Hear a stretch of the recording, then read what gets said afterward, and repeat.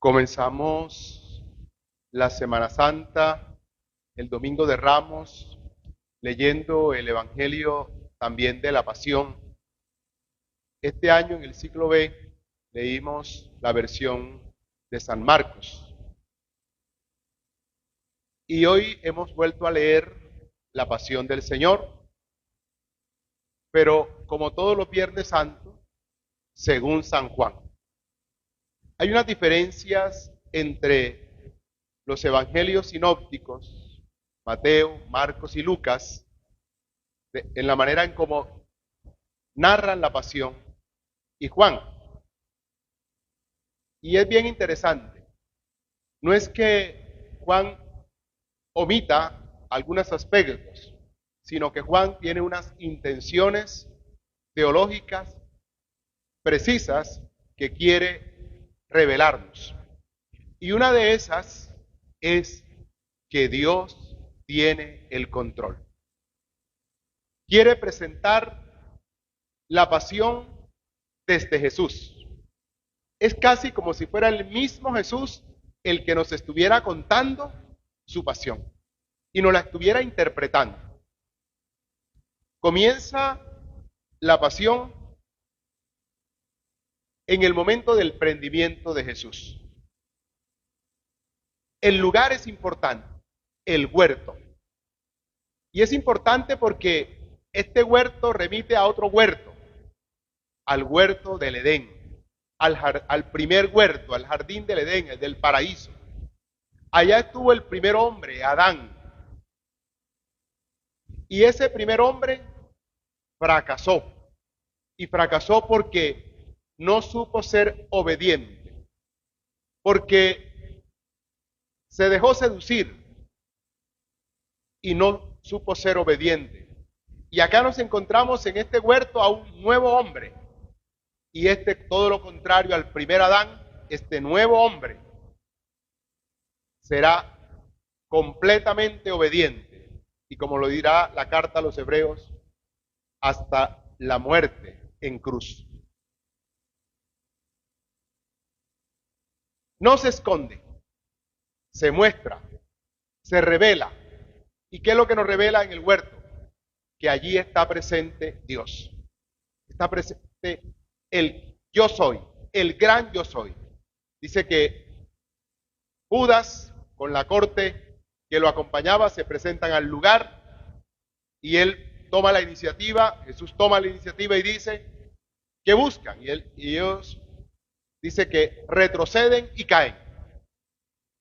No lo van a apresar, no lo van a detener sin su consentimiento. Es lo que muestra quién tiene el poder, quién tiene realmente el control. Y por segunda ocasión les vuelve a preguntar qué buscan. Y ellos responden a Jesús el Nazareno. Y les vuelve a decir, les he dicho que yo soy. Si me buscan a mí, dejen marchar a esto.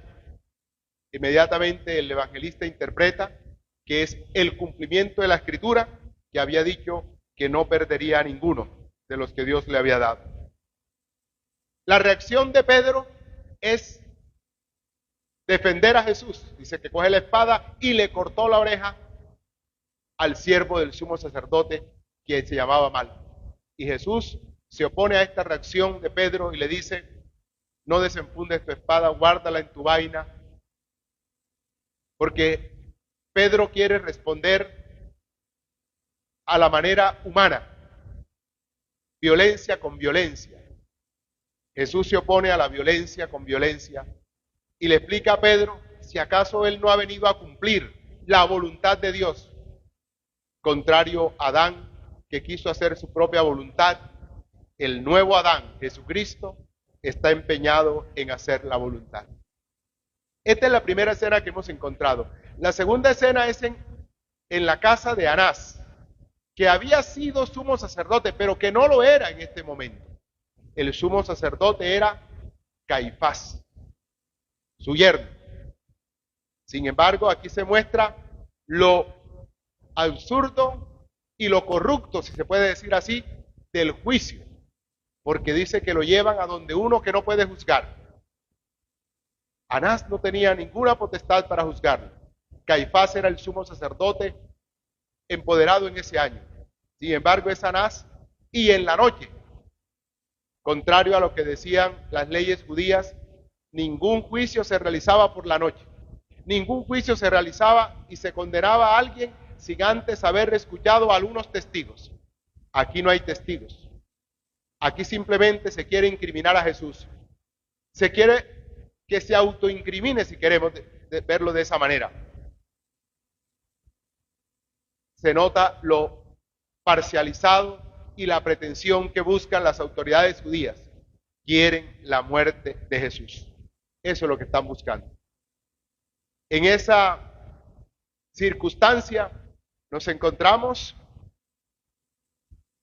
a Pedro nuevamente, que ha logrado entrar con ayuda de uno de los discípulos cercanos, amigo, conocido del sumo sacerdote, y se calienta allí en la hoguera.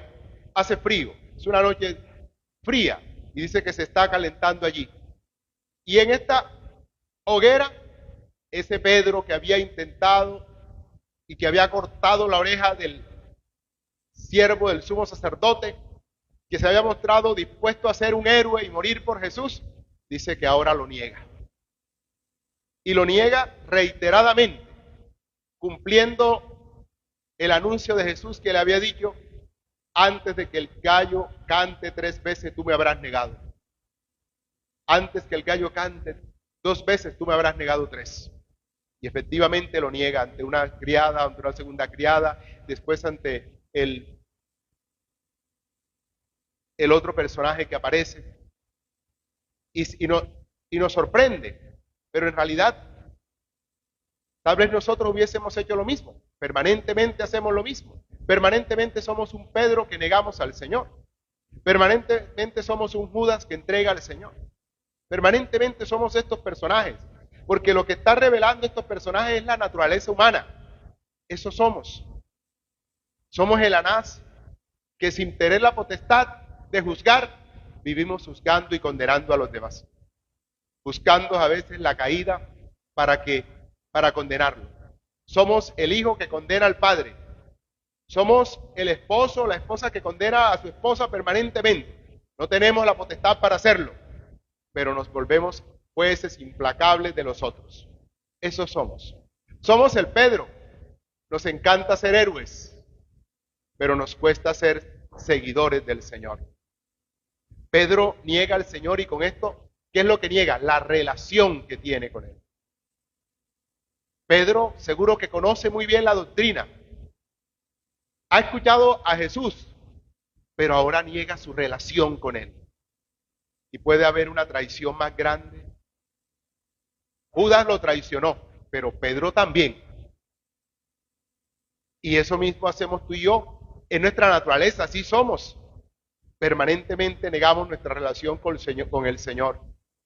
Estamos dispuestos a morir. Hacemos cientos de sacrificios.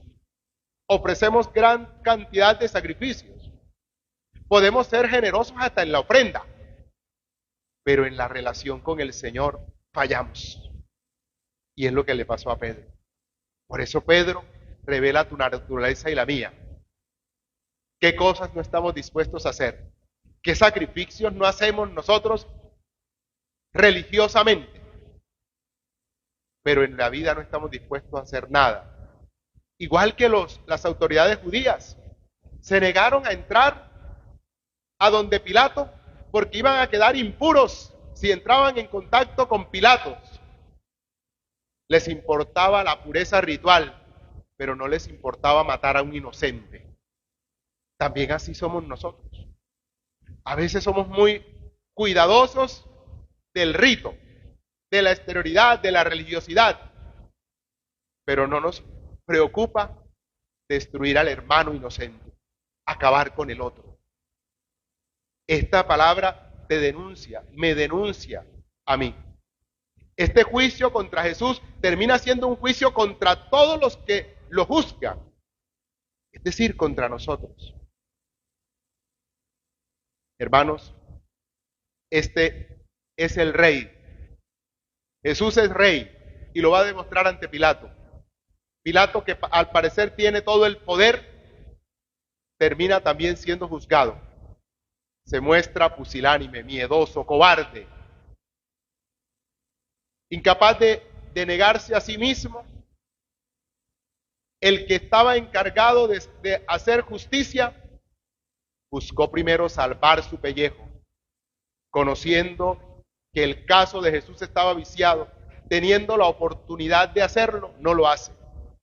Y aunque Dios tiene el control y tiene que pasar lo que tuvo que pasar, Pilato tuvo también una opción, porque Dios no anula nuestra libertad. Pero Pilato no utilizó la segunda opción. Se llenó de miedo, se llenó de temores. Prefirió guardar su puesto, cuidar su posición. Pero no es lo que pasa también a veces contigo y conmigo. No somos el Pilato que nos llenamos de miedo y de temores y pretendemos guardar nuestra posición y la apariencia frente a los demás. Preferimos usar la máscara antes que revelarnos como somos. ¿No es eso lo que tú todos los días te pones, una máscara para conservar tu puesto de honor, de privilegio, tu reconocimiento? Pero todo el mundo sabe que eres una mentirosa, que eres un mentiroso, que lo que tienes puesto es una máscara, que estás jugando que estás usando un disfraz y que estás simplemente haciendo un papel. Pero todo el mundo lo sabe. Pero como todo el mundo tiene su máscara y estamos en este teatro de la vida, no, eso no nos lo denunciamos. Pilatos tuvo la oportunidad. Allí delante de él estaba la verdad. Prefirió su propia mentira. Eso fue lo que prefirió Pilato. Y Jesús en este vaivén de la sinrazón. Sí, porque este es un juicio sin razón. Y lo revela cuando estando allá en casa del sumo sacerdote de Anás, aquel hombre le golpeó en la cara. Y él le pregunta, ¿por qué me pegas? Y no había razón para pegarle. Sin embargo, le golpearon. Ese golpe señaló que el juicio de Jesús era una sinrazón. Y es que no hay razones. A veces no hay razones para negar al Señor. No hay razones para traicionarlo. No hay razones para no aceptarlo. Sin embargo, eso es lo que revela es la sinrazón, la inhumanidad que hay en nosotros. Pero en Jesús se revela el verdadero hombre. Pilato sin querer lo señaló cuando lo puso delante del pueblo y le dijo, he aquí el hombre. Sí, hermanos, él es el hombre. Él el verdadero hombre, el hombre acabado, el hombre animado por la fuerza del Espíritu Santo, el que no niega la voluntad de Dios en su vida, el que está dispuesto a asumirlo todo y llegar hasta la cruz, como finalmente llegará.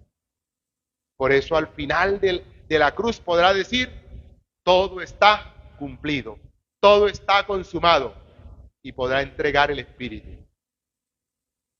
No sin antes darnos lo más precioso, darnos a su madre en la cruz. Mujer, ahí está tu hijo, hijo, ahí está tu madre. Nos la entregó y después comunica su Espíritu. El Pentecostés de Juan es en la cruz. Ahí da su Espíritu. Jesús no solo muere, no, comunica su Espíritu.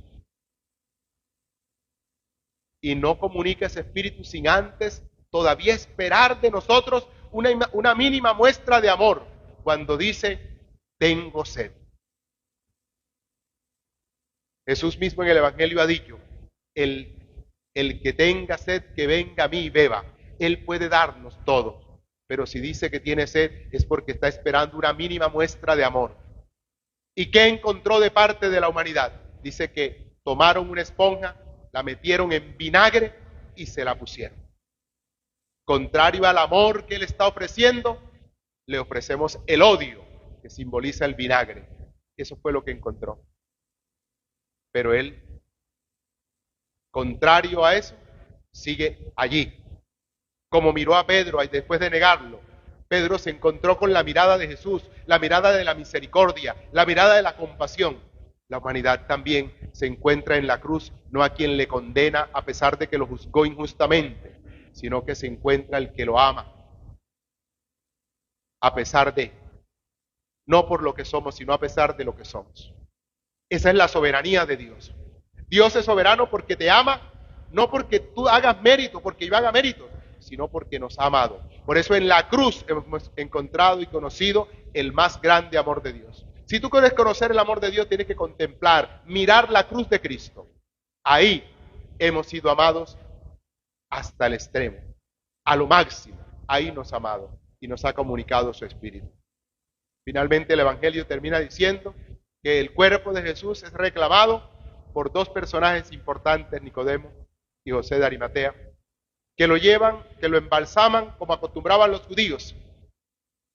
Lo embalsaman sin esperanza, lo entierran como un muerto más, pero no era un muerto más.